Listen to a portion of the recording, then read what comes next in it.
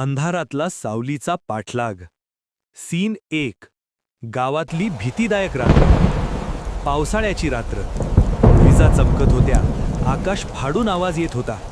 सातारा जिल्ह्यातलं एक छोटंसं गाव पाटणवाडी. गावात काही दिवसांपासून विचित्र घटना घडत होत्या. रात्री 12 नंतर कुणाच्या तरी घराजवळ सावली दिसायची, पण जवळ गेलं की कुणीच नसायचं. लोक घाबरले होते. गावात अफवा पसरली, ही सावली जिवंत नाही.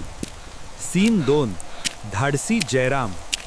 जयराम 19 वर्षांचा, धाडसी आणि थोडा हट्टी. त्याला भूतांवर विश्वास नव्हता.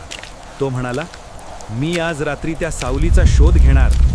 त्याचे मित्र घाबरले, पण जयरामने टॉर्च घेतली आणि रात्री 11:15ला घराबाहेर पडला. गावात सगळीकडे शांतता, फक्त कुत्र्यांचे भुंकणे आणि वाऱ्याचा आवाज. सीन 3. पहिली झलक. रात्री 12 वाजले. जयराम मंदिराजवळ पोहोचला. तेवढ्यात त्याला दूर एक काळी सावली दिसली. ती हलत होती, पण तिच्या पायांचा आवाज येत नव्हता. जयरामचा घसा कोरडा पडला.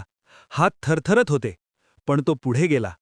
सावली अचानक वळली आणि वेगाने पळू लागली. जयराम तिच्या मागे धावला. सीन 4. जुनं वाडं.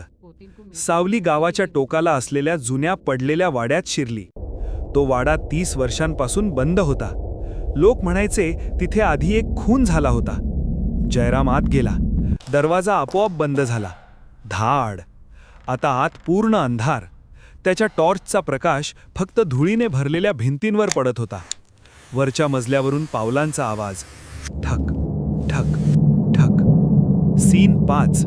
भयंकर सत्य. जयराम वर गेला. एका खोलीत मंद प्रकाश दिसत होता. तो हळूच आत गेला आणि जे पाहिलं ते पाहून त्याचे डोळे विस्फारले. ती सावली भूत नव्हती. ती गावातला एक माणूस होता, जो लोकांना घाबरवून गाव रिकामं करायचा प्लॅन करत होता. कारण त्या गावाखाली मोठी जमीन डील होणार होती. तो माणूस मुखवटा घालून लोकांना भूताचा भ्रम निर्माण करत होता. सीन 6. जीवावर बेतलेला प्रसंग. जयरामला पाहताच त्या माणसाने त्याच्यावर हल्ला केला.